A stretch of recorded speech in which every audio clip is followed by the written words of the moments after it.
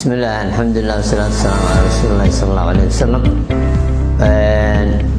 waxaan jecelnahay inaan ummadda u sheegno annagoo ahaa isbitaalka aadan cabdulle cismaan in goor hadda laga joogo 10 bari in loo keen ruux waayeela oo neefta ay dhibayso marka bukaankii markiiba emergency-ga qaybta ayaa ka shaqeeyay waa wixii baaritaan iyo loo baahnaa la mariyay marka waxaa markiiba soo baxday inuu bukaanku u baahan yahay oxygen mar walba inuu u baahan yahay oxygen joogto ah marka waxaan jeclaysanay meel oo oxygenkeedu center ama isbitaal oo oxygen mar walba ka helayo inaan geyno marka nasiib daro meelihii boos la geeyaa laga waayay way ka soo cudur daarteen marka gaar ahaan isbitaalka digfir loo aqoon jiray waaga hore ordoqanina bukaanka waan u soo noqday bukaankii marka waxaa dantan lagu qasabtay in muwaadin Soomaali ah oo noo baahan inaan ka gaaban waajibaadka naga saarno waan seexinay qol gaaran siinay maadaama uu bukaan aad u liita ahaa oo mar walba oxygen u baahan shaqaale kooban ayaa mataqaan u shaqeynayay ee dhakhtarkii walba soo gelintiisa lahaa iyo ka warqabidiisa dad badan masaas oo mas'uul oga ma ahayn qaybta jiifka marka alxamdulillah laakiin isla markiiba waxaan ka helnay annaga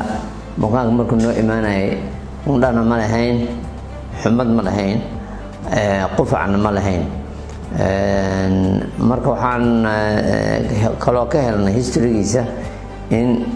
meel laga joogo bil iyo bar ilaa 2 bilood in uu shil baawur adiga uu ku dhacay oo dad badan korkiisa ay ka kor yimaadeen marka wax badan wiilkiisa soo noo sheegay inuu ka cabanahay feeraha xanuun uu aad uga cabanahay waliba qaybta midigta uu ka cabanahay marka annaga saan approach kareyna kiiska waxay in la siiyo antibiyootigada waa la siiyo oxygenka waa la siinayay mataqaana oxygenkan uu ka taagnaa alxamdulillah raashinkiina waa naga qaadanay uu kaadinay bukaanku saxaroonay marka alxamdulillah aad baan rajo uga qabnay mataqaana inuu ka sii fiicnaado bukaankii marka isla markaa annagu ku talagalayno in uu jiri karo corona ay nisba yarna ay tahay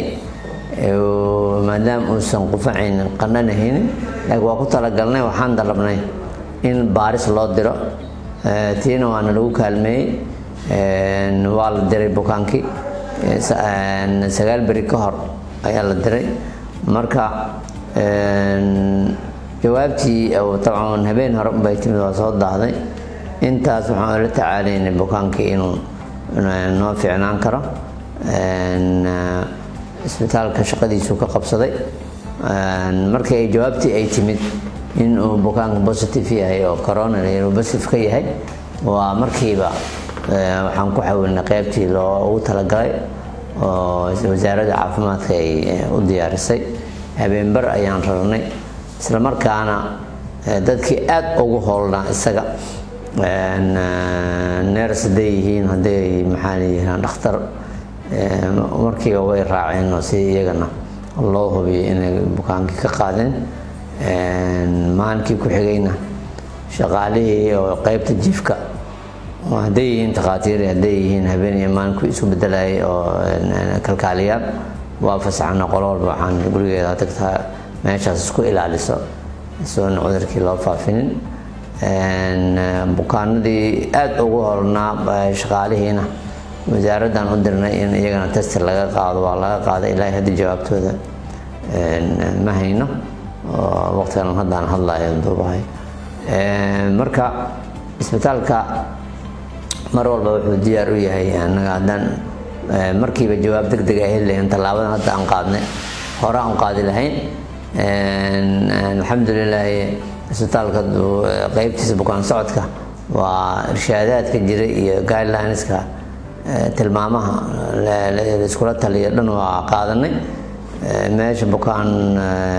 socod eegtada hangar dheer ayaan ka dhisnay meel ventilation fiican leh bukaanadu way kala fog yihiin markuu bukaanka soo galo tilmaamo tusaaya meesha ku farxalan lahaa temperatureka iyo kulka waa laga qaadaa.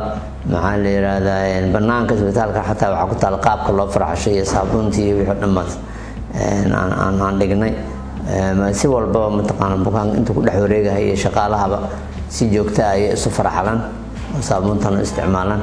marka guidelineskaas dhana isbitaalka diyaar u yahay uu qaatay. tanna mar hore ayaa uu isbitaalka iska wareejin lahaa hadduu ogyahay jawaabta ama fiican inay timid. marka bukaanka isagoo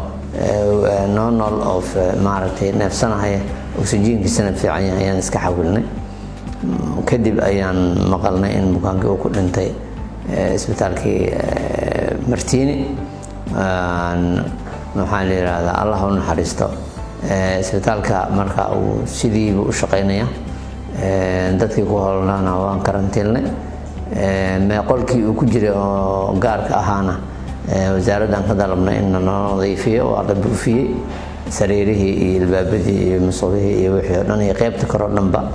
marka isbitaalka diyaar wuxuu yahay bulshada adeegii uu siin jiray inuu weli siiyo oo ay ka mid tahay obsgyno iyo qaybta haweenka iyo dhalmada, qaybta caruurta, qaybta lafaha, qaybta neerfaha, qaybta qalliinka, qaybta bukaan socod internal medicine-ka oo macnaha caafimaadka guud, shaybaarkii hadday noqoto qaybihii ultrasound-ka iyo kombiyuutarradii wixii oo dhan si fiican bay u shaqeynayaan. qaybta mataqaana xataa gargaarka degdega ah